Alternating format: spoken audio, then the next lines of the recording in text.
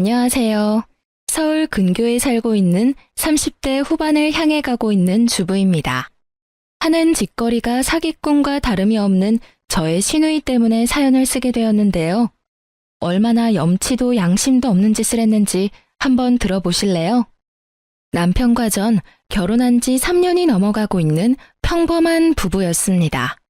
신혼 초엔 서로 다름을 인정하지 못해서 싸웠기도 참 많이 싸웠는데 포기할 건 포기하고 서로의 생각을 존중하기 시작하니 더는 싸울 일이 없었고 요즘은 언제 다투었나 한참을 생각해 봐야 할 만큼 사이좋게 잘 지내고 있어요. 아직 자녀는 없었고 슬슬 가져볼까나 하고 계획만 세우는 중이었어요. 그러던 와중 암 투병을 하시던 아버님이 결국 유명을 달리하셨고 혼자가 되신 어머님이 정신적으로 좀 이상해지기 시작했어요. 아들, 나 오늘따라 네 아빠가 생각나서 그러는데 집에 와서 자고 가면 안 되겠니? 아들, 나 너무 울어서 그런지 밥이 안 넘어가. 퇴근하면서 죽 좀 사다 줄 수 있겠어? 아들, 우리 아들이 너무 보고 싶어서 그런데 엄마 좀 보러 오면 안 될까? 아들을 봐야 하는 이유는 많았고 그것은 곧 집착이 되어버리더군요. 한동안은 어머님을 이해하려고 애썼습니다. 오죽하시겠어요? 한평생을 함께 산 반쪽이 세상을 떠나게 되었으니 그 허망함이 얼마나 크시겠어요. 아무리 오랜 투병으로 늘 마음의 준비를 하셨다고 한들 저는 세상에 없다는 사실에서 오는 충격과 허전함이 없어지지 않는다는 걸 잘 알기에 이해 또 이해하려고 했어요. 남편 역시 저와 비슷한 생각이었죠. 갑자기 집착에 가까운 모습을 보이는 어머님이 과하다고 생각은 하고 있지만 혹시라도 어머님마저 잘못될 수도 있다는 불안감에 한동안은 어머님 뜻에 맞춰드려야겠다고 하더군요. 저는 알겠다며 당신 편한 대로 하라고 했고요. 어머님의 과한 요구들은 계속되었고 이 상황도 충분히 힘이 드는데 어느 날부턴 시집간 시누이까지 보태기 시작하더군요. 아버님이 한창 아프셔서 고사리 손이라도 빌려야 할 정도로 손이 필요할 때는 코빼기도 내비치지 않던 시누이가 어느 순간부터 시댁 문지방이 닳도록 드나드는데 미칠 지경이더라고요. 딸이 엄마 보러 친정에 다니는데 왜 제가 미칠 지경이냐고요? 그냥 친정에 다니시는 거면 저도 대환영이었겠죠. 암요, 그렇고 말고요. 하지만 시누이는 하루가 멀다고 시댁을 오가며 저와 어머님 사이를 이간질하기 시작했고 그렇지 않아도 힘든 어머님의 비위 맞추기가 더욱 힘들어지고 있었어요. 간섭과 핀잔이 날이 가면 갈수록 심해진다 싶더니 어느 날은 임신 문제에도 입을 떼시더라고요. 그날도 어머님이 불러서 시댁으로 간 날이었는데 거실 중앙에 어머님과 시누이가 앉아 있더라고요. 어머님 옆에 찰싹 붙어 앉아있는 꼴을 보아하니 또 무슨 꼬투리를 잡아 어머님 입을 열게 하나 싶었어요. 어머님, 저 왔어요. 형님도 계셨네요. 요즘 자주 오시네요. 그래서 불만이야 옳게? 꼭 내가 우리 집에 오는 게 불만인 것처럼 들린다. 아니요, 그럴 리가요. 그저 요즘 자주 뵙는 것 같아서 드린 말씀이에요. 그건 그렇고 어머님 무슨 일 있으세요? 급하게 오라고 하셔서 오는 내내 걱정되어서 혼났어요. 일은 무슨? 내가 물어볼 게 있어서 불렀어. 혹시 너희 요즘 피임은 잘하고 있니? 피임이라뇨? 아, 아기 소식이 없어서 그러세요? 그렇지 않아도 저희 이제 아기 가지려고 준비 중이에요. 조만간 좋은 소식 들려드릴 수 있도록 노력할게요. 대부분 시어머니 입에서 임신, 피임 이런 이야기가 나오면 당연히 그 다음 말은 손주를 기다리고 있다는 말 아닌가요? 저 역시 그렇다고 생각하고 노력한다고 말씀드린 것인데 제 말이 끝나기가 무섭게 생각지도 못한 말씀을 하시더라고요. 아니다. 노력하지 말란 말이야. 네? 그게 무슨 말씀이세요? 아기 가지지 말란 말씀이세요? 그래. 너 한동안은 임신할 생각하지 말고 피임 잘하라고 불렀어. 내가 임신하라고 할 때까진 절대로 임신할 생각도 하지 말려무나. 무슨 이딴 경우가 있는지 어이가 없더라고요. 남들은 아기를 안 낳는다고 해서 난리라는데 저흰 그 반대니 무어라 대꾸할 말도 생각나지 않더라고요. 그러는 와중에도 한 가지 확실한 건 이 문제는 어머님이 간섭할 문제가 아니라는 것이었어요. 죄송한데요, 어머님. 임신 문제는 저희 부부가 알아서 상의해서 결정할게요. 다른 것도 아니고 자녀 문제는 저희 부부 문제잖아요. 그럼 다른 할 말 없으시면 이만 가볼게요. 저도 하던 일 다 내팽개치고 온 거라 얼른 가봐야 해서요. 그럼 더 있어봤자 득될 것이 하나 없다는 저의 판단은 옳았고 전 빠르게 시댁을 벗어났어요. 아니, 도망쳤다는 말이 더 맞겠네요. 어머님과 시누이는 어떻게든 저를 붙잡아 놓고 본인들이 원하는 말이 나올 때까지 닥달할 눈치였고 전 뭐라고 하든 다 무시한 채 가방을 챙겨 나와 버렸으니까요. 그렇게 무사히 도망친 저는 남편이 하는 음식점으로 향했고 점심시간이 지난 터라 다행히 홀에 사람이 거의 없더라고요. 갑작스럽게 등장한 저를 보고 놀란 남편은 무슨 일이냐며 뛰쳐나왔고 저는 방금 시댁에서 있었던 일을 알려주었어요. 여보, 갑자기 무슨 일이야? 회사는? 오늘 어머님이 급한 일이 있다고 부르셔서 반차 쓰고 나왔어. 어머니가? 갑자기 왜? 무슨 일 있으셔? 아니, 급하게 부르시길래 무슨 일인가 싶어서 갔더니 글쎄 뭐라고 하시는 줄 알아? 한동안은 임신할 생각도 하지 말라고 하시더라. 피임 잘하라고. 내가 참 듣고 있는데 어이가 없어서. 뭐라고? 그게 정말이야? 그래, 당신이 생각해도 그건 좀 아니지 않아? 아무리 어머님이라도 어떻게 임신 문제까지 간섭하실 수가 있어. 하물며 임신하지 말라니. 이게 말이 되는 상황이야? 내가 웬만하면 당신 가게까지 안 오려고 했는데 상황이 당신이 안 나서면 안 될 것 같아서 왔어. 글쎄 내가 그건 우리가 알아서 한다고 딱 자르고 나오려는데 원하시는 대답 들을 때까지 붙잡아두려고 그러시는지 형님이랑 어머님이랑 합심해서 잡고 안 놔주시더라니까. 그래서 겨우 뿌리치고 도망치다시피 해서 나왔어. 누나까지 있었단 말이야? 그래서 당신은 다친 데는 없어? 다친 데는 없어. 그나마 다행이네. 아니, 그나저나 도대체 왜 그러는 거야? 안 되겠다. 당장 가자. 이런 문제일수록 미루면 안 돼. 누나도 한 자리에 있을 때 단판을 지어야지. 저보다도 더 화가 난 남편은 저를 데리고 다시 시댁으로 향했고 시댁에 들어서니 시누이와 어머님이 하하호호 이야기를 나누고 계시더라고요. 이내 화가 잔뜩 난 남편과 저를 발견하시곤 표정을 싹 바꾸시긴 했지만요. 그새 가서 일렀어 옳게? 빠르기도 하지. 넌 엄마한테 그게 무슨 표정이야? 얼른 표정 관리하지 못해? 누나는 일단 빠지지 그래. 조용하고 기다리고 있으면 누나 차례 될 테니까 할 말 있으면 그때 해. 단호한 남편의 말에 시누이는 약간 겁을 먹은 듯 입을 다물었고 그런 모습을 지켜보던 어머님이 나서시더군요. 왜? 이 엄마한테 따지기라도 하려고?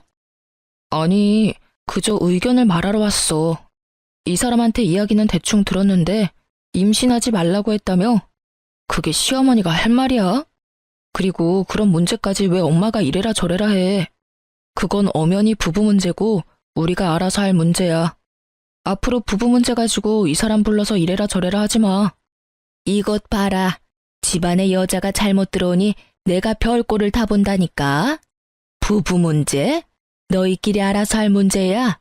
그게 왜 부부 문제야? 새로운 가족이 탄생하는 건데 우리 모두의 문제지. 넌 꼭 이런 사소한 것까지 네 남편한테 일러 바쳐야 했어? 그냥 내 하고 시키는 대로 했으면 얼마나 좋아. 내가 다 생각이 있어서 그런 건데 꼭 이렇게 집안에 분란을 만들어야지 속이 편하니? 저 물건 하나 때문에 위계 질서가 다 무너지는구나. 집안 꼴 잘 돌아간다. 잘 돌아가. 본인이 과했다는 생각 따위는 전혀 할 생각도 없으신 어머님은 급기야 저와 남편에게 곡소리를 하시며 따지기 시작하셨고 옆에서 차례를 기다리던 시누이 역시 지금이다 싶었는지 되지도 않는 이유로 저한테 트집을 잡더라고요. 엄마, 너무 속상해하지 마. 내가 있잖아. 응? 옳게. 좋게 넘어갈 수 있는 상황을 이렇게까지 만들어 놓으니까 속 편해? 엄마 말대로 그냥 네 하고 넘어갔으면 되는 문제를 굳이 이렇게 키워서 부모와 자식 간에 싸움 붙여놓으니까 만족스럽냐고. 두 사람의 반응을 보고 있던 남편은 도무지 대화가 통할 사람들이 아니란 걸 느꼈는지 제 손을 꽉 잡고 화를 내더군요. 말도 안 되는 소리들 좀 하지 마. 그게 왜 이 사람 탓이야? 애초에 이 사람 불러서 그런 말 한 사람들이 제정신이 아닌 거지. 괜히 엄한 사람 죄인으로 몰지 말고 본인들 반성부터 좀 해. 그리고 누나도 며느리면서 어떻게 그따위로 말을 할 수가 있어? 아무리 생각해도 이해가 안 된다, 정말. 어쨌든 우린 갈 테니까 앞으로 이런 일로 나나 이 사람이나 집으로 부르지 마. 알겠어? 언성을 높이며 한바탕 쏟아낸 남편은 저를 데리고 그대로 밖으로 나가버렸어요. 그래도 화가 풀리지 않는 것인지 저를 보며 이렇게 말하더군요. 자기야, 앞으로 우리 최소한의 도리만 하면서 살자. 아버지 돌아가시고 혼자 된 엄마가 걱정되어서 과한 요구도 다 들어줬더니 엄마가 그래도 된다고 생각하는 것 같아. 그러니까 앞으로는 당신도 잘하려고 애쓸 필요 없어. 그렇지 않아도 집안일 하랴 회사일 하랴 힘들 텐데 괜한 스트레스 더하지 말란 말이야. 알겠지? 알겠어.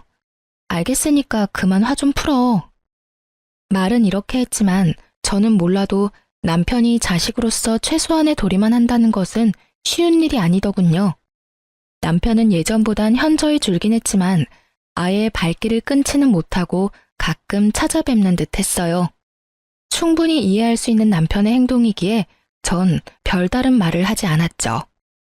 저라도 시댁에 불러다니지 않아도 되는 그 상황에 만족하자 이렇게 생각했어요. 그러던 와중 전 임신을 하게 되었고 남편과 저는 그야말로 세상을 다 가진 것처럼 기뻐했어요. 혹시나 자연 임신이 힘들 만큼 늦은 것이면 어떡하나 싶었거든요. 하지만 임신 준비를 시작한 지 반년도 되지 않아 임신에 성공하니 상상 이상으로 기쁘더라고요. 하지만 그렇게 기쁜 마음도 잠시 시댁에 알려야 하나 말아야 하나 고민이 되더라고요. 어머님이 그간 보이셨던 모습을 보면 조금이라도 늦게 말씀드려야 한다 싶다가도 그래도 집안의 경사와도 같은 기쁜 일인데 하루라도 빨리 알려드려야 하는 것이 맞다 싶었으니까요. 제가 이런 생각들로 고민을 하고 있자 남편이 이렇게 말하더군요. 그러지 말고 그냥 말씀드려. 말은 그렇게 하셨어도 막상 손주 가졌다고 하면 기뻐해 주실 거야. 그러실까? 그럼 설마 임신했다는데 욕이라도 하겠어? 그렇겠지? 그래. 아직 찾아뵙고 싶지는 않고 전화로 말씀드려야겠다. 그래도 되지? 뭘 물어? 당신 편한 대로 하면 되지. 알아서 해. 전 남편 말을 믿어보기로 했고 용기를 내 전화로 임신 소식을 전했죠.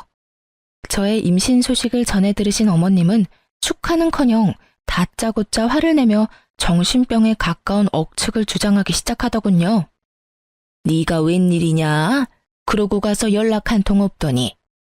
그게요, 어머님. 저 임신했어요.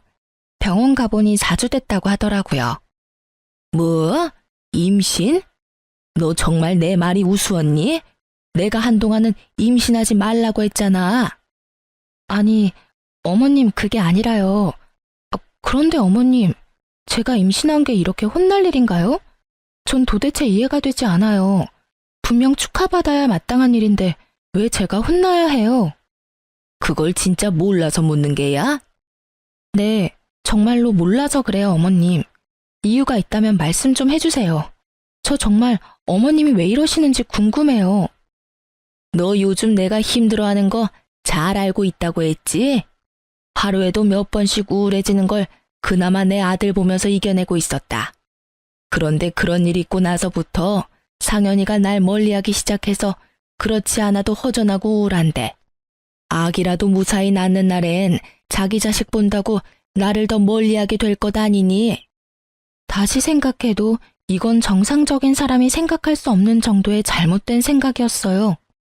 그래서 전 그렇지 않다고 여러 번 강조해서 말씀드리며 그렇게 생각하시게 된 이유를 물었죠. 도대체 그게 무슨 말씀이세요, 어머님? 아니에요. 절대 그렇지 않아요. 아범이 그럴 리가 있겠어요? 아기 나오면 아기 어릴 땐 힘들지라도 조금만 자라면 커가는 모습 보여드리려고 더 찾아뵙고 연락도 더 드리지 않겠어요? 왜 그런 생각을 하세요? 그런 생각은 하지도 마세요, 어머님. 아니긴 뭐가 아니야. 내 딸이 분명 그럴 거라고 하던데 뭘. 아들들은 다 똑같다면서 자기 새끼 낳으면 자기 새끼만 챙기고 부모는 나 몰라라 한다고 그러더구나. 생각해보니 틀린 말도 아니고. 그래서 그 아기는 낳을 거니? 어머님, 잘 들으세요. 뱃속의 아기는 잘 품고 있다가 건강하게 낳을 거고요. 이 아기가 나온다 한들 저흰 어머님이 선을 넘으시지 않는 이상 절대 어머님을 나 몰라라 하는 일은 없을 거예요. 그러니까 이상한 생각하지 마시고 그런 이상한 말 귀담아 듣지도 마세요. 일단 오늘은 끊을게요. 들어가세요, 어머님. 그렇게 전화를 끊고 아무리 생각해도 이건 아니다 싶었어요. 이런 게 뉴스에 종종 나오는 가스라이팅인가 싶더군요. 갑자기 시댁 문지방이 닳도록 들락날락하며 뭘 하나 싶었더니 어머님을 말도 안 되는 말로 구워 삼고 있었더라고요. 자식이라는 사람이 어떻게 부모가 마음이 많이 약해졌을 때를 틈타 그런 말도 안 되는 억측을 주입하고 있는 것인지 어머님에게 이야기를 들은 후에도 이해가 되지 않더군요. 전 긴 생각에 잠겼고 아무리 생각해도 이렇게까지 부지런히 그리고 성심성의껏 저희와 어머님의 사이를 멀어지게 하는 시누이의 행동이 의문스럽더군요. 그런 식으로 해봤자 시누이에게 득될 것이 하나 없을 텐데 말이죠.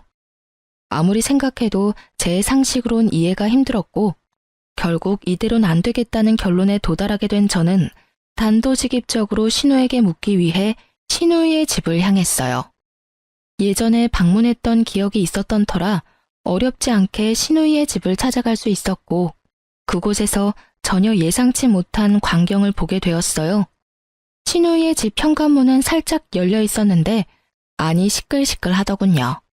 그래서 손님이라도 오셨나 하는 마음에 문틈으로 안을 살폈는데 집안 꼴이 엉망진창이더라고요. 집안에는 건장한 남자 몇 명이 보였는데 시누이와 시매부를 닦다라는 소리가 들려왔어요. 그러게 돈을 빌려갔으면 갚아야 할 것 아니야. 꼭 내가 이런 거친 방법까지 써야 돈을 갚을 거야? 진작 갚았으면 좋잖아. 죄송합니다. 정말 죄송해요. 제가 어떻게 해서든 친정에서 돈 마련해 올 테니 그만 돌아가 주시면 안 될까요? 친정? 저번엔 친정에도 돈 나올 구멍 없다고 했잖아. 설마 나한테 거짓말이라도 했다는 거야? 아니에요. 정말 돈이 없었다고요. 사실 아버지가 암으로 돌아가셨는데 암 사망보험금이 꽤 나온 걸로 알고 있어요. 정확한 금액은 엄마가 말을 해주지 않아서 잘 모르지만 그래도 2, 3억은 충분히 될 것 같아요. 정말이에요. 이번엔 약속 지키는 게 좋을 거야. 지난번에도 조금만 더 기다려주면 사업 일으켜서 갚겠다고 하길래 믿어줬더니 오늘 또 이렇게 찾아오게 했잖아. 다음에 우리가 만나게 되는 날엔 정말 각오해야 할 거라고. 이제야 모든 퍼즐이 맞춰지더라고요. 신우 부부의 사업은 원래 매출도 잘 나오는 편이었고 돈도 꽤 있던 걸로 알고 있었거든요. 그런데 무슨 이유에서인지 사정이 어려워지니 사채업자인지 아닌지 모를 무서운 사람에게 급하게 돈을 빌린 것 같더라고요. 변제일은 다가오는데 도저히 돈이 나올 구멍이 도저히 없자 저희는 생각하지도 못했던 아버님의 사망보험금을 노린 거였죠. 그러면서도 혹여나 어머님께서 자신과는 달리 그간 효도라는 걸 했던 하나뿐인 아들에게 모든 재산을 주신다고 할까봐 저와 어머님 사이를 이간질해 왔던 것이죠. 그렇게 해서 저와 어머님 사이 틀어지면 틀어질수록 남편은 제 편을 들게 될 것이니 자연스럽게 남편과 어머님 사이도 멀어질 것이라 생각했겠죠. 아기 문제도 마찬가지인 이유였을 겁니다. 하나뿐인 아들의 자식, 그것도 아들이라도 태어나는 날엔 시누이의 계획에 큰 차질이 생길 테니까요.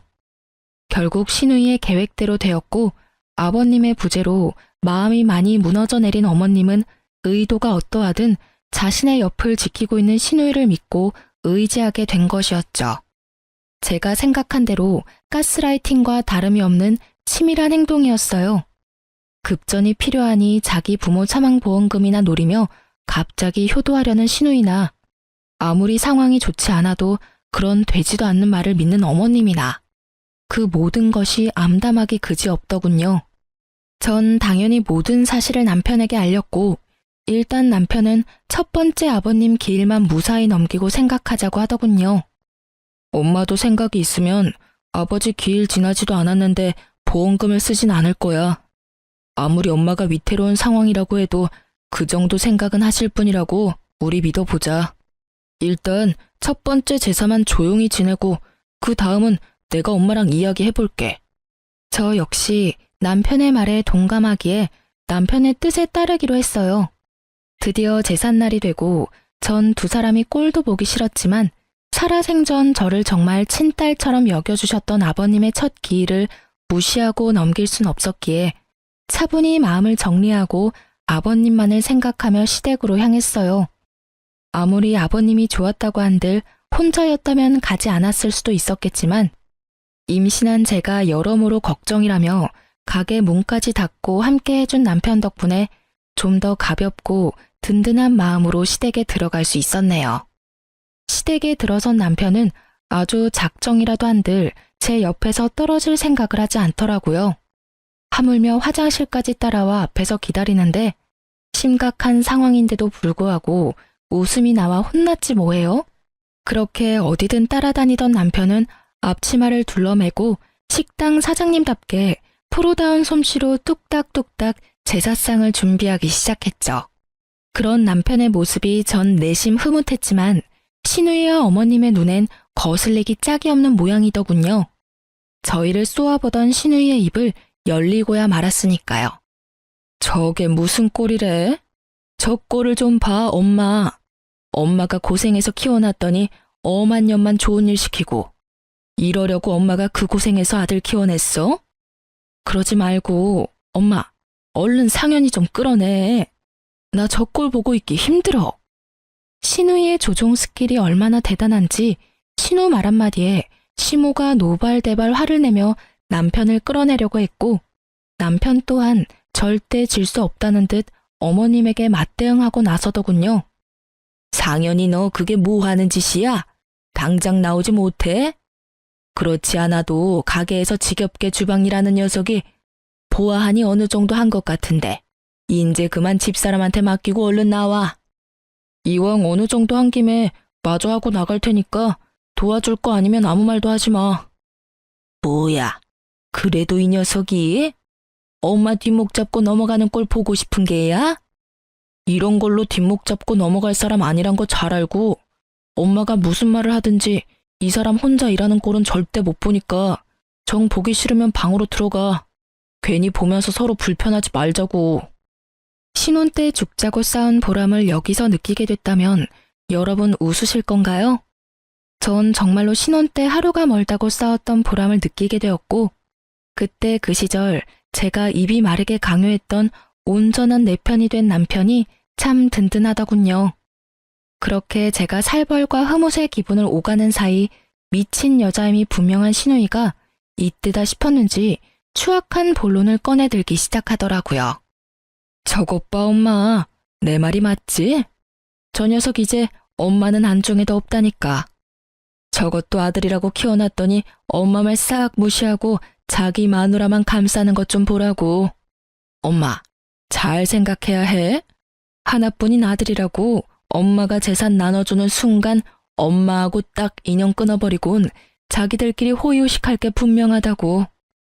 모르긴 몰라도 엄마 죽고 나면 제사밥도 못 얻어먹을걸? 엄마도 그렇게 생각하지 않아? 욕을 할 거라면 작게라도 하지. 얼마나 크게도 외치는지. 혹시 시누이 혼자 확성기라도 쓰고 있는 것이 아닌가 하는 생각이 들더군요. 이제 밑밥도 잘 깔아둔 시누이는 급하긴 한지 다른 날도 아닌 아버님 첫 번째 기일날 준비한 말을 꺼내더군요.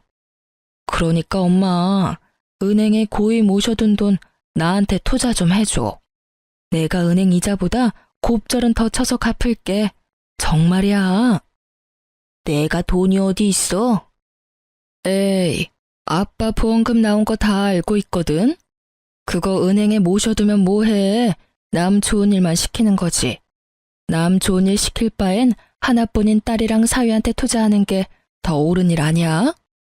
염치도 양심도 없는 신우이의 말이 떨어지자마자 남편이 하던 일을 다 내팽개치고 거실로 나가더라고요. 뒷모습에서도 분노가 느껴져 혹시나 하는 마음에 저 역시 남편의 뒤를 따랐죠.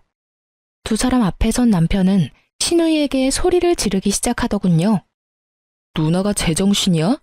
어디서 감히 아버지 사망보험금을 달라는 말을 해. 그것도 다른 날도 아닌 아버지 기일날에. 요즘 누나가 엄마하고 우리 사이에서 이간질한 이유가 이거였어? 내가 정말 어떻게 해서든 이해해 보려고 했어. 오죽 힘들면 저럴까 하면서 말이야. 그런데 아무리 힘들어도 이건 아니지. 그 돈이 어떤 돈인데? 그 돈 아버지 목숨값이야, 누나. 그거 아버지가 돌아가시면서 엄마한테 남겨준 엄마 노후 자금이라고. 그러니까 손댈 생각 하지도 마. 알겠어? 이렇게까지 단호한 사람이었나 싶을 정도로 확실하게 못 박았음에도 불구하고 신우이는 물러날 생각이 없어 보였고 남편의 말에 반박하고 나서더군요. 아버지 목숨값이면 평생 은행에 두고 꺼냈으면 안 돼? 아버지가 그러라고 남겨주신 돈인 것 같아? 아니잖아. 힘들 때 보탬이 되라고 남겨주신 돈일 텐데 지금 당장 필요한 내가 좀 쓰겠다는데 그게 그렇게 화낼 일이야? 그리고 이간질? 난 이간질을 한 게 아니라 사실만을 말했을 뿐이야. 너 지금도 이렇게 엄마랑 사이가 좋지 않은데 나중에 엄마가 나이 들면 모시고 산다고 약속할 수 있어? 없잖아. 그럴 생각도 없잖아. 내 말이 틀려? 그러니까 그때를 대비해서 엄마가 미리 투자해주면 얼마나 좋아. 내가 지금부터 잘 벌어놔야지 부족함 없이 엄마를 잘 모실 거 아니야. 투자? 말은 참 잘한다, 잘해. 아버지 돌아가시기 전엔 출가 외인이라고 엄마 아버지 생신 한 번 챙긴 적 없으면서 이제 와서 누나가 엄마를 모신다고? 말이 되는 소리를 해야 속는 척이라도 해주지. 누나가 지금 왜 이러는지 내가 몰라서 이러는 줄 알아? 누나 지금 사업 힘들어서 급하게 사채 쓰는 바람에 사람들 막 찾아오고 난리 났다며. 누가 그래? 누가 그랬냐고. 이 사람이 누나랑 이야기 좀 하러 집에 찾아갔다가 다 봤다고 하더라. 집에 사람들 찾아와서 난동 부리고 난리였다고 하던데 아버지 사망보험금으로 빚 갚을 생각이었어? 두 사람이 친사고 두 사람이 해결해야지. 매형이고 누나고 어쩜 그렇게 뻔뻔해? 엄마도 잘 들었지? 지금 누나 엄마한테 돈 빌려가도 절대 못 갚아. 그러니까 괜한 돈 낭비해서 자식하고 얼굴 붉히지 말고 절대 땡전 한 푼도 주지 마. 알겠어? 남편이 모든 사실을 밝히자 그때야 신우이의 얼굴색이 변하더군요. 그러면서도 있는 힘껏 발뺌을 하며 저에게 갖은 욕과 폭언을 내뱉으며 노발대발하기 시작하더라고요. 넌 2년 말을 믿는 거야? 우리 사업이 얼마나 잘 되고 있는데. 이 나쁜 년이 이제 나하고 가족 사이도 멀어지게 하려고 없는 말도 지어서 하네. 너 그딴 식으로 살면 네 뱃속의 아들이 벌받아. 알겠어? 이미 눈이 돌아버린 신우이는 뱃속에 조카까지 들먹이며 폭언을 하기 시작했고 이런 신우이의 상태를 알아챈 남편은 마지막으로 어머님께 다시 한번 신신당부를 하고선 준비한 제사 음식을 급히 챙겨 시댁에서 나와버렸어요. 상황이 이러해도 아버님의 제사는 꼭 챙기고 싶었기에 첫 번째 아버님의 제사는 그렇게 저희 집에서 지내게 되었죠. 그런 일이 있고 난 뒤 전화통이 불이 날 것이라는 저희의 예상과는 달리 어머님과 신우이는 조용했고 조용하니 불안해지며 무섭기까지 하더군요. 지금의 침묵은 분명 좋지 않은 기류임이 분명했으니까요. 아니나 다를까 며칠 뒤 신우이에게서 연락이 왔고 설마 했던 소식을 전해주더군요. 올케, 잘 지냈어? 뭐 그럭저럭 지내고 있어요. 웬일이세요? 다름이 아니라 나 엄마한테 투자 받았다고 상현이한테 전해달라고. 직접 전화하시지 왜 굳이 저한테 그걸 전해달라고 하세요? 올케도 궁금할 것 같기도 하고 안부도 궁금해서. 내 조카는 잘 크고 있지? 아무튼 몸조리 잘하고. 상윤이한테 자기가 그렇게 반대해도 난 결국 받아냈으니까 앞으로 나한테 찍소리 하지 말라고 좀 전해줘. 애가 예전엔 안 그랬는데 요즘 너무 버릇이 없어. 하여튼 끊을게. 결국 우려하던 일이 일어났더군요. 저흰 더는 두 사람 일에 관여하지 않기로 결심했고 신우이의 전화뿐 아니라 어머님의 연락도 받지 않았어요. 그 후론 저희의 예상대로 흘러가더군요. 돈이 필요할 땐 하루가 멀다고 어머님을 찾아 시댁으로 가던 신우이는 돈을 받아 챙기자마자 시댁에 찾아가기는커녕 연락조차 노골적으로 피하기 시작했고 그럴수록 어머님의 집착은 커졌겠죠. 저희도 연락이 되지 않고 신우이도 연락이 되지 않자 결국 어머님은 죽는 신용까지 하시며 신우이를 불렀고 결국 어머님 댁에 몇 달 만에 간 신우이는 시모의 짐을 챙겨 저희 집에 데려다주며 이런 말을 하더군요. 어머 형님, 어머님, 연락도 없이 무슨 일이세요? 그 짐은 뭐예요? 보면 몰라? 엄마 짐이잖아. 그러니까 어머님이 왜 짐까지 챙기셔서 저희 집에 오셨냐고 묻고 있는 거예요. 엄마가 계속 외롭다고 하잖아. 몸도 좋지 않은 것 같고. 알다시피 난 요즘 바빠서 엄마 돌볼 시간이 안 되니까 당연히 이리로 모시고 왔지. 이럴 땐 아들이 엄마 모셔야 하는 건 당연한 거 아니야? 당연하지 않죠. 돈 받아가신 형님이 모셔야죠. 저흰 어머님께 땡전 한 푼 받은 적도 없을 뿐더러 바란 적도 없어요. 그런데 왜 저희가 모셔야 해요? 저흰 절대로 못 모시니까 당장 모시고 가세요. 이렇게 말하며 당장 집으로 오라고 남편에게 문자를 보냈죠. 틀린 말이 하나 없는 제 말에 대꾸할 말이 없었던 신우이는 모르쇠로 일관하며 우기기 시작하더니 결국 어머님을 내팽개치며 나가더군요. 아, 몰라. 어쨌든 난 엄마 못 모셔. 난 출가 외인인 거 잊었어? 남편도 엄마 오면 불편하다고 하고 시댁 눈치도 보이고. 같은 며느리로서 올케가 내 입장 좀 이해해줘, 응? 그럼 이야기 다 된 걸로 알고 난 가볼게. 형님, 이대로 가시면 어떡해요? 나 바빠. 연락할게. 그렇게 떠나버린 신우이와 아무 말도 하지 않고 그저 울고 있는 어머님. 한숨이 정말 절로 나오더라고요. 전 아무런 말도 하지 않은 채 남편만을 기다렸고 얼마 지나지 않아 남편이 들어오더니 어떻게 된 상황인지 대충 알겠다는 눈빛으로 어머님 짐과 어머님을 모시고 다시 나가더라고요. 묻지 않아도 남편이 향하는 곳은 신우이의 집이었고 다시 돌아온 남편은 혼자가 되어 들어오더군요. 아, 이게 진짜 무슨 일이야? 당신 괜찮아? 어머님, 형님 댁 모셔다 드린 거지? 누나 집에 모셔다 드렸어. 어떻게 인간이 그러냐? 나 사실 엄마 불쌍해서 어떻게 해야 하나 고민도 했는데 누나 하는 꼴이 얄미워서 엄마 모셔다 드렸어. 좋다고 돈 받아갈 때는 언제고? 누나도 누나지만 매형도 어이없어. 엄마 모시고 가니까 나 몰라라 하고 밖으로 나가더라니까. 하긴 둘 다 똑같은 것들이니까 좋다 하고 같이 살고 있지. 남편의 화는 쉽게 가라앉지 않았고 많이 놀랐을 저를 걱정하면서도 신우이에 대한 분노를 쏟아내더라고요. 그렇게 얼마 뒤 신우이가 다시 찾아왔더군요. 얼마나 우셨는지 거의 탈진할 것만 같은 어머님을 모시고요.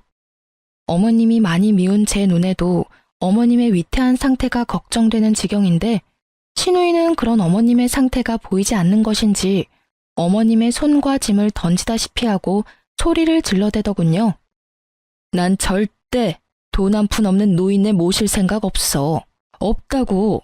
그러니까 괜히 힘 빼지 마. 우리 집에 데리고 오지 말라고. 다시 찾아오기만 해.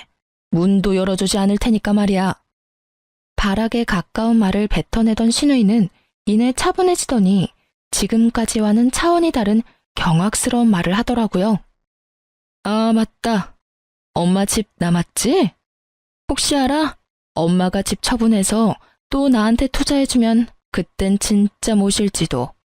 내가 남편을 잘 설득해보겠단 이 말이야.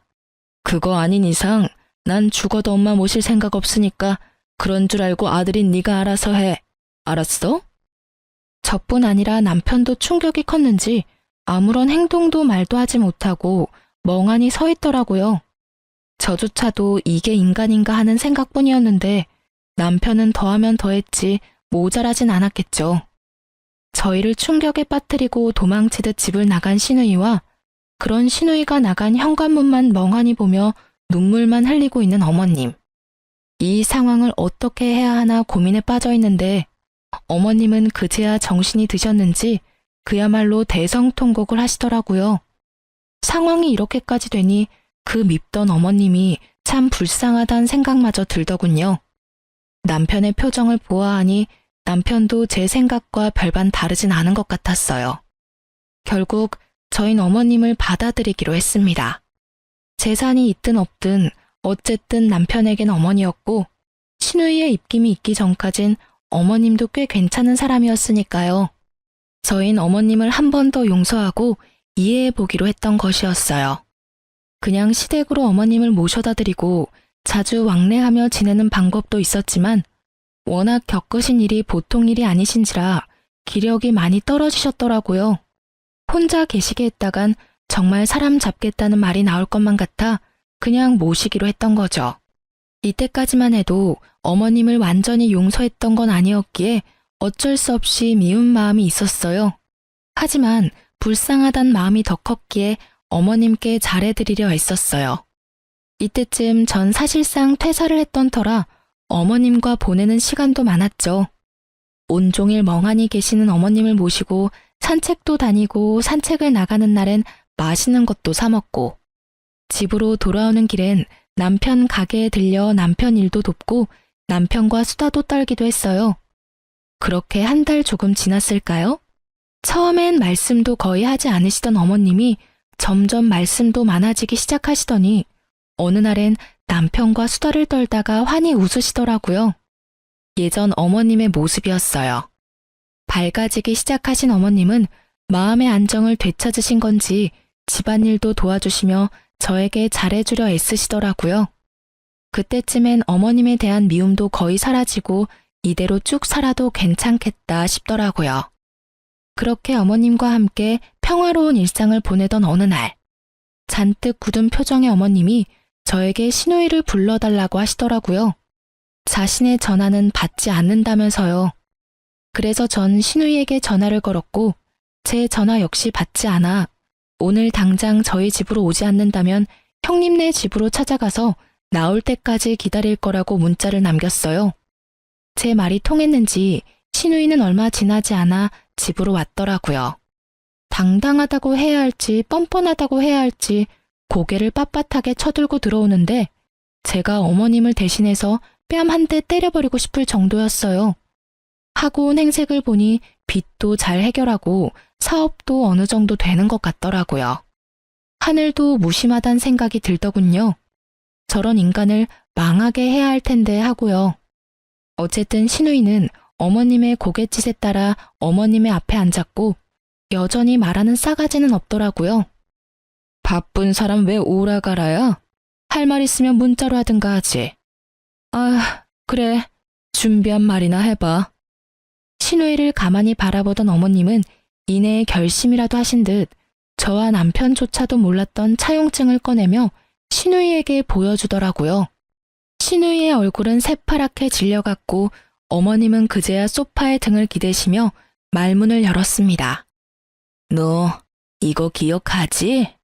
내가 너한테 얼빠진 짓거리 할 때 작성했던 거란다. 네가 직접 적고 도장까지 적었으니 내용은 잘 알고 있을 테지만 내가 중요한 부분만 다시 읽어주마. 을은 갑이 도움을 필요로 할 시엔 무슨 일이 있어도 응해야 하고 만약 이를 어길 시엔 일시불로 모든 금액을 상환해야 하며 또한 갑이 정신적 피해를 보았을 경우 그 피해 보상도 해야 한다. 이렇게 쓰인 글 밑에 네 이름이랑 네 도장도 찍혀 있는데 다시 한번 확인해 볼련? 아니, 그게 엄마, 그걸 지금까지 가지고 있었어? 그래요. 어머님은 신우이에게 홀려 돈을 빌려주던 와중에도 혹시나 하는 상황에 대비해 구체적인 조항까지 넣으며 차용증을 작성하셨더라고요. 그 당시 집에 사람들이 찾아와 난리를 피울 만큼 상황이 급했던 신우이는 설마 하는 마음으로 차용증을 흔쾌히 작성해 주었던 것이고요. 신우이가 어머님을 버릴 당시 어머님의 정신적 상태가 온전한 상태와는 거리가 멀었고 그렇기에 차용증 따위는 잊었을 거라 생각했던 신우이의 안일함이 불러온 결과였죠. 말까지 더듬어가며 아무 말이나 짓거리는 신우이와는 달리 어머님은 무섭도록 침착하게 말을 이어나가셨어요. 그럼 이게 내 노후 자금인데 잘 가지고 있었지. 딸아, 네 엄마가 아무리 정신이 나갔어도 할 건 다 했단다. 이거 이래봬도 작성한 날 공증까지 마친 차용증이고 며칠 전에 변호사도 만나서 상담해보니 차용증대로 실행 가능하다는 말도 들었지 뭐니. 그래서 하는 말인데 너 다시 돈 내놔야겠어. 그래도 네가 내 자식인데 일시불로 내놓으란 말은 하지 않으마. 그럴 필요까진 없고 다달이 갚아. 물론 이자까지 쳐서 갚아야 하는 건 알고 있지? 엄마, 내가 그럴 돈이 어디 있어. 나 요즘도 사실 힘들어. 힘들기는 네가 하고 온 꼴을 보니 이제 살만해 보이는구먼. 끝까지 거짓말할 거야? 정말이야, 엄마. 내가 그런 걸로 거짓말을 하겠어? 다 모르겠고 네가 만약 돈을 갚지 않으면 난 널 깜빵에 보내는 한이 있더라도 고소할 테니 무조건 다 갚으렴. 엄마, 정말 너무하는 거 아니야? 어떻게 하나뿐인 딸을 고소한다는 말을 해? 그러는 넌 엄마가 2명이라서 엄마를 버렸니? 그렇게 울고불고 매달렸건만 그리 모질게도 엄마를 버렸어? 어머님은 결국 신우에게 호통을 치셨고 신우이는 눈물을 흘리며 매달리기 시작하더군요. 엄마, 그땐 나도 사정이 있었잖아. 엄마가 그 정도도 이해 못해? 나 엄마 딸이잖아. 엄마 딸한테 꼭 이렇게까지 해야 해? 나한테 기회를 한 번만 더 줘. 내가 돈 생기는 대로 갚을게. 넌 너 좋은 때에만 엄마와 딸이라고 하는구나. 그리고 난 너에게 충분한 기회를 줬어. 지난 한 달 동안 매일매일이 너에게 주어진 기회였다. 그런데 넌 어떻게 했니? 먼저 전화해서 사과하기는커녕 내 전화조차 무시하지 않았니? 그게 엄마, 내가 잘못했어. 엄마라고 부르지도 마. 난 이제 너 같은 딸 필요도 없으니 괜한 눈물 빼서 동정심 살 생각도 말거라. 엄마, 내가 정말 잘못했다니까? 이제 와서 네가 잘못했다고 하면 내 마음이 풀릴 줄 알아? 애초에 먼저 버린 건 너였어. 그러게 이거사, 진작 좀 사람답게 살지 그랬어. 진작 일이 힘들다고 돈 달라고 했으면 내가 모른 척 했겠니? 그래도 하나뿐인 내 딸인데. 이제 와서 이런 말이 무슨 소용이겠냐마는 내가 너한테 준 그 돈 원래 너한테 줄 돈이었다. 원래 네 몫이었어. 그래? 그러면 엄마 그냥 줬다고 생각하고 그 차용증 찢어줘. 그러면 되잖아. 어차피 줄 돈이었다며. 그건 그때 이야기고 지금은 상황이 아주 다르지. 너 같으면 단물만 쏙 빼먹고 부모 버리는 딸년한테 재산을 주고 싶겠어? 난 절대로 그렇게 할 생각 없으니 무조건 다 갚아. 알겠어? 신우이에게 할 말을 마치신 어머님은 어디서 그런 힘이 나셨는지 신우이를 질질 끌어다 집 밖으로 내쫓아 버리시더라고요. 밖에서 신우이의 우는 소리가 들려왔지만 절대 문을 열어주지도 열어보지도 않았어요. 저는 괜히 어머님의 눈치를 살폈고 그런 제 시선을 알아채신 어머님이 제 손을 잡으시더라고요. 아가, 내가 참 미쳤었어. 저런 것도 딸이라고. 날 위해서 하는 말이라고 믿어서는 무작정 너를 미워했었단다. 지금 와서 생각해보면 정말 미쳤었단 말밖엔 떠오르지 않는구나. 내가 그동안 네가 나한테 하는 행동들 보면서 반성을 많이 했어. 너도 내가 많이 미웠을 텐데 어떻게 나한테 그렇게 잘 대해줄 수가 있는지 내가 반성도 많이 하고 많이 배웠다. 그리고 고마워. 날 받아들이는 게 쉽지 않은 결정이었을 텐데 내가 네 덕에 아직 저승길 안 가고 이리 살아있다. 내가 앞으로 살면서 이 빚은 다 갚으마. 네 덕에 산 목숨 앞으로 너에게 갚으며 살도록 하마. 아니에요, 어머님. 그동안 버릇없이 굴어서 죄송해요. 이야기하시는 내내 울먹이시던 어머니는 결국 울음을 터뜨리셨고 저 역시 그런 어머님에게 사과를 전하며 울어버렸어요. 그렇게 저흰 눈물의 화해를 했고 이날을 기점으로 사이가 엄청나게 돈독해졌어요. 하루가 다르게 행복을 향해 달려가는 저희와는 달리 신우이는 나락으로 가고 있더라고요. 신우이가 직접 전해온 소식에 의하면 돈을 갚아야 한다는 사실을 안 심해부는 신우이를 모질게 내쫓았다고 하더군요. 그러면서 하는 말이 곧 이혼까지 하게 되면 정말 오갈 데가 없다며 위자료 조금 받을 것 같은데 그 위자료를 줄 테니 자기를 좀 받아주면 안 되겠냐고 하더라고요. 그래서 전 딱 잘라 그 돈으로 살 집부터 구하고 남은 돈은 어머님 돈이나 갚으라고 말하곤 끊어버렸네요. 그 뒤로도 저희에게 돌아가며 연락이 왔지만 저흰 신우이와 인연을 끊는 것으로 합의를 본 후라 아무도 신우이의 연락을 받지 않았습니다. 상황이 이렇게 되자 정말 돈을 갚지 않으면 깜빵을 갈 수도 있겠다는 생각을 하게 된 신우이는 알바를 하며 적은 돈이지만 차근차근 갚아나가고 있다고 하더라고요.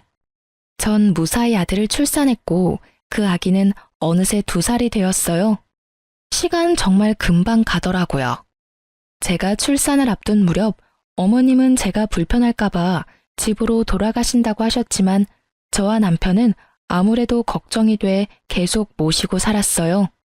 그렇게 저희가 모시고 산 지 1년이 되던 해에 어머님은 집을 처분하신 돈보다 더 큰 돈을 저희에게 주시더라고요.